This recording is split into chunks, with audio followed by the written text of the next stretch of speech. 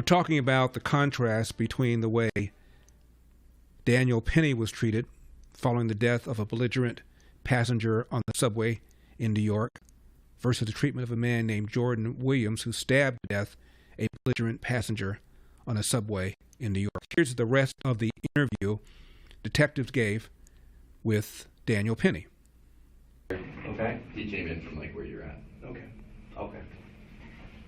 So he gets on and immediately he starts yelling at, like, doors are still open at whatever stop he gets on. He gets, the doors closed, and then he's threw stuff at those people, and he's like, if I don't get this, this, and this, I'm gonna kill everyone. I'm prepared to go to jail for life and stuff. And do you remember specifically what he was saying? Like, if I get this, this, and this, do you remember? He said like maybe like Sprite or ginger ale or something. I mean, something along those lines. Okay. Did he seem like he was on something? Did he seem Absolutely. Intoxicated, high? Something like that. Yeah. I mean, that K2 that they're smoking, pushing people in front, like these people are going crazy. So he seemed off his lid, basically. A little bit, yeah.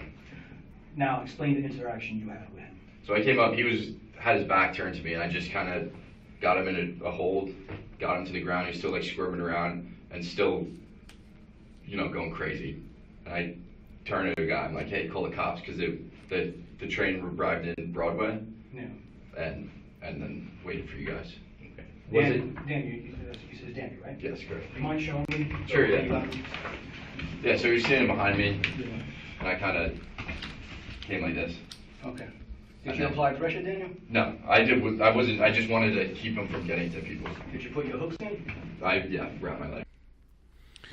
So he walks out of that interview, free man. Then there are protests. Then all of a sudden, he's charged. By contrast, listen to this, number 33.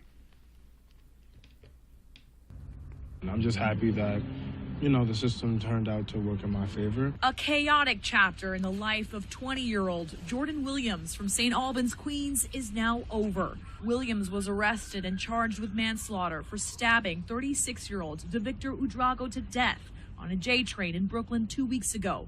From the beginning, Williams said he acted in self-defense. I was scared in that situation. A grand jury believed Williams and refused to indict him. I'm happy that I can get on with my life the way I'd like to. Law enforcement sources tell News 4 that on the night of the deadly stabbing, Udrago was harassing strap hangers, acting erratic, and punched Williams' girlfriend, Yasmin Ratliff. Everyone was there. They seen that he defended me. I was defending him, and that's it. The Brooklyn DA's office says our office conducted an impartial and thorough investigation of this tragic case, which included review of multiple videos and interviews with all available witnesses, and that evidence was fairly presented to a grand jury.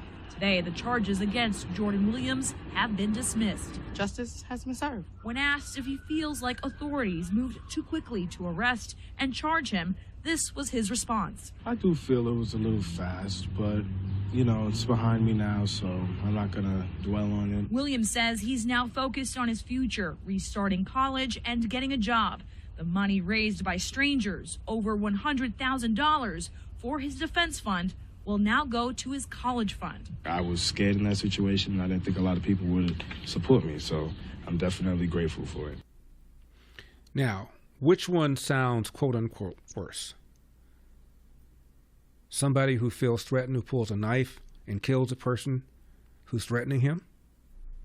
Or somebody who feels threatened and uses a chokehold and puts him on the ground with the assistance of at least 2 other people?